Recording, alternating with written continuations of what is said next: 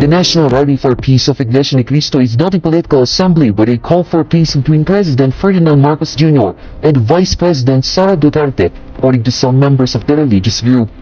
For INC member Naldine Chavez, the peace rally at the Quirino Grandstand in Manila is meant to express the goal of attaining peace within the government.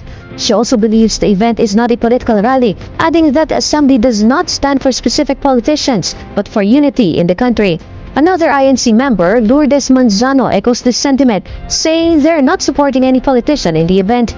Darwin Aaron Tubalio of Cavite says the same about the INC rally and its goal of unity. In a statement on Monday, January 13, Executive Secretary Lucas Bersamin says he hoped the peace rally will help clarify issues faced by the country and contribute to true unity. For Bersamin, listening to all perspectives will help the public better understand issues.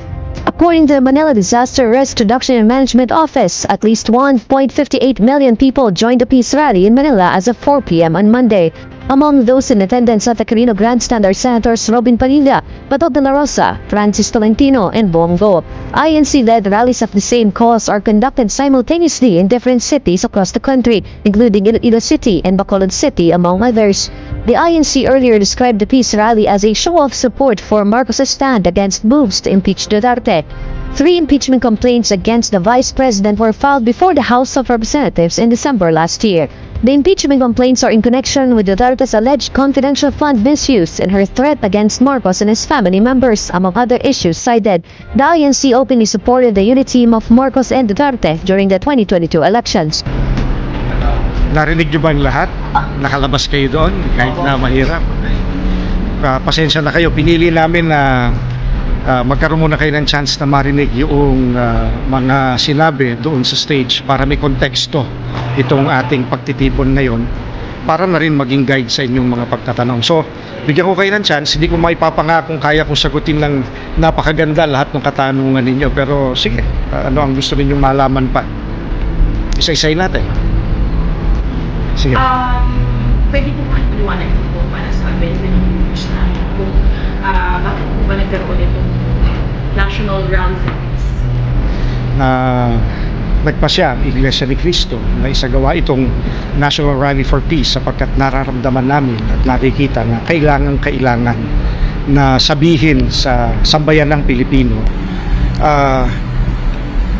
pabalikin natin sa kapayapaan, papanumbalikin natin ang pagkakaisa sapagkat malala ang mga suliranin ng ating bansa, at binabalik-balikan namin yung sinabi ng ating Pangulo na yun ang unahin sapagkat pagka yung nais ng iba ang ating inuna ay walang makikinabang kahit isang Pilipino ayon sa kanya. Kami naman ay mga mamamayan din gaya ninyo, kaya nararamdaman namin yung nararamdaman ng marami sa ating mga kababayan, lalo pa yung mga mahihirap, para mabalik sa kanilang atensyon ng paglilingkod ng mga inihalal natin. Isipin yung kapakanan nila, balik tayo doon sa kapayapaan, magkaisa tayong lahat. Tutukan muna ng mga inihalal yung kanilang gampanin bago ang iba pang bagay. Para lang po malinaw, naikasa po itong rally na ito dahil sa impeachment complaint laban kay VP Sara. Naikasa itong Rally for Peace bunga noong opinyon ng ating Pangulo, ng President Ferdinand Marcos Jr. Nung sinabi niya na, to paraphrase what he said, this will not benefit even a single Filipino. So, yun ang aming panawagan. Let's focus on what benefits every Filipino. Ka-Edwin, yung ibang mga statements po doon sa rally naging napakamatapang, lalo na po yung sinabi na hindi dapat iniuna ang sarili. Sino po yung pinapatungkulan ng INC? Walang binanggit kanina, wala rin akong babanggitin. Kung sino ang sa tingin nila ay sila iyon, ay sana lahat tayo bumalik lang tayo doon sa pagpapatawaran, sa pagkakaisa, sa awa sa isa't isa, sapagkat may mas malaking konteksto, may mas mabigat na suliranin na yun ang talagang dapat na inuuna, lalo na nung mga inihalal natin. Ngayon, kung sino man yung sa paligay niya, natamaan siya, gaya nung narinig natin kanina mula sa Biblia, magpatawaran tayo. Ka-Edwin, sabi po ng ilang mga analyst, course daw po for VP Sara Duterte habang meron po siya ngayong hindi pagkakaintindihan kay Pangulong Marcos. Ano pong masasabi po ninyo na may ganun pong perspektiba yung mga political analyst po tungkol po sa gada ngayon ng Iglesia?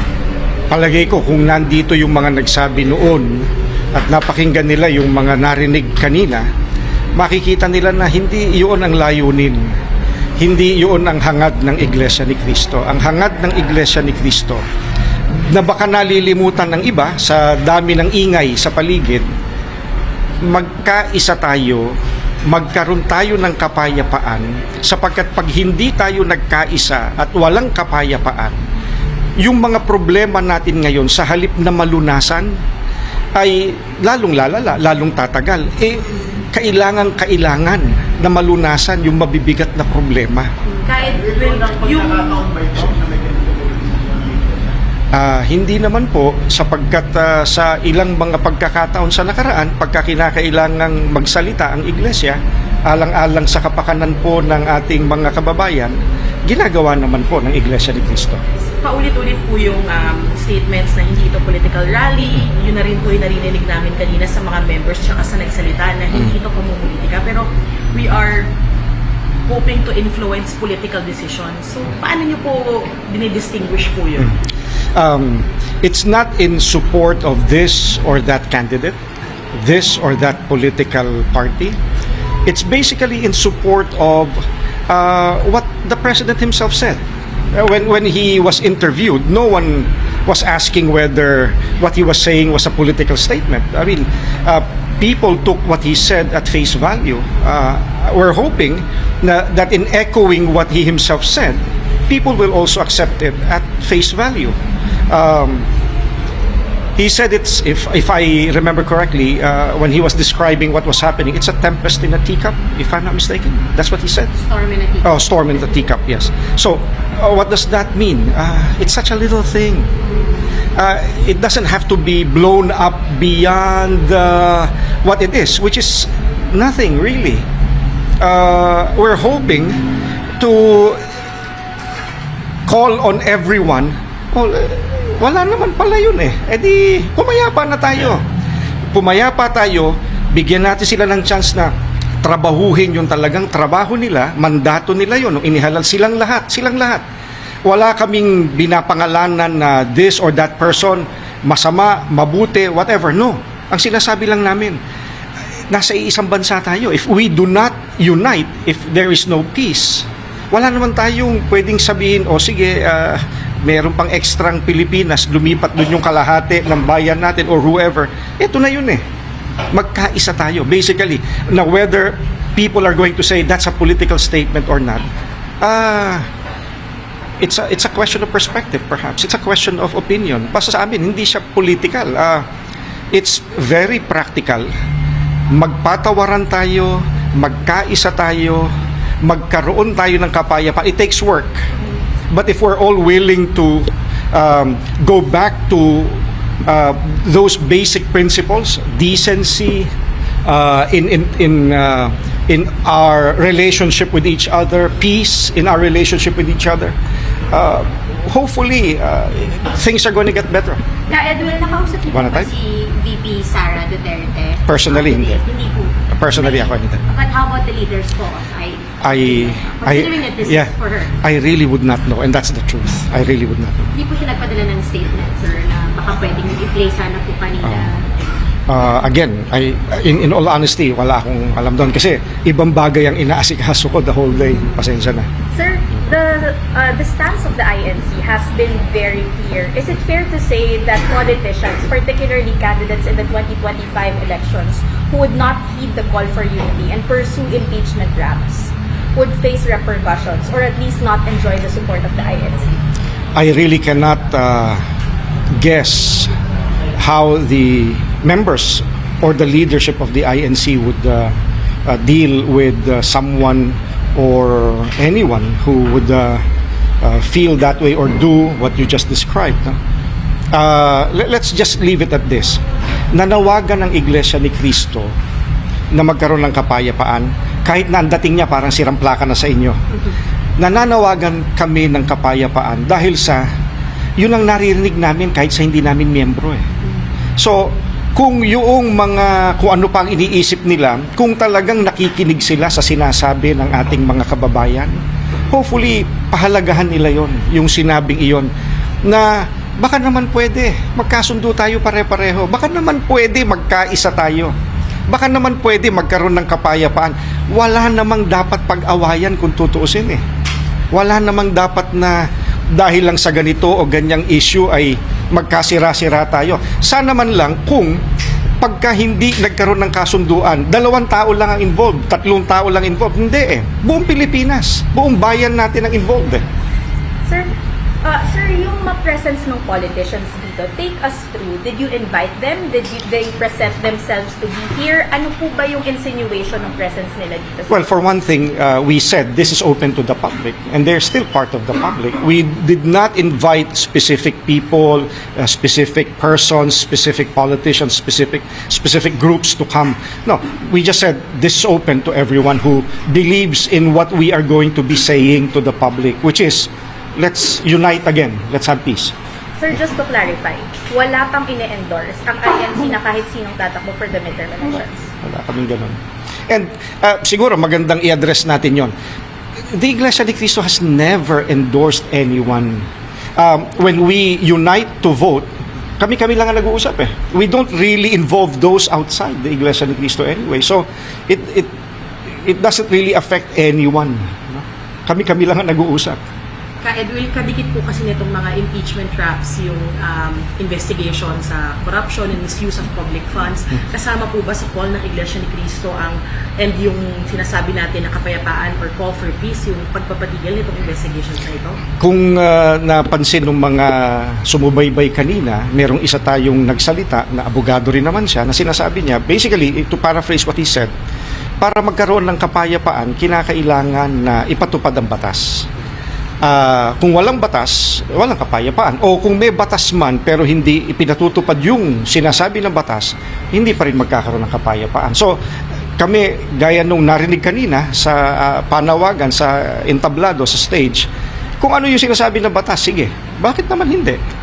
Pero kung hindi nasusunod yung sinasabi ng batas, sana yung mga nakakaintindi, step back.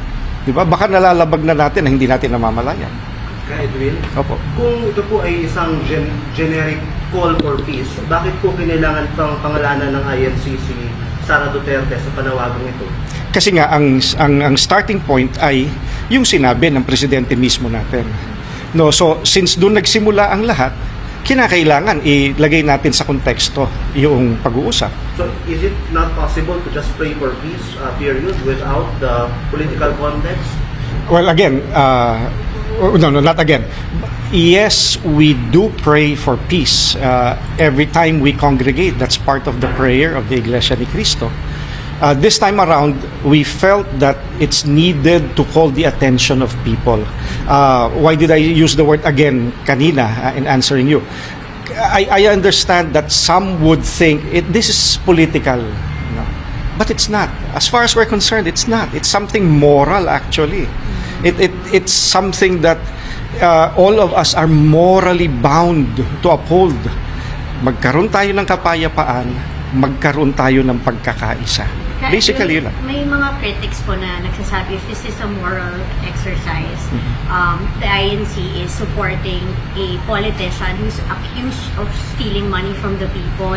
So paano po natin, the investigation is still ongoing of course, but some people are questioning why use religion to support morally questionable character like the Vice President. Those are assumptions that they're making. The one who makes assumptions, especially if it's not just an assumption, if it's something that you say out loud, you should provide proof for that. Until wala pa naman, ay dapat sana ay neutral pa tayo. Hintayin natin ang resulta, di ba?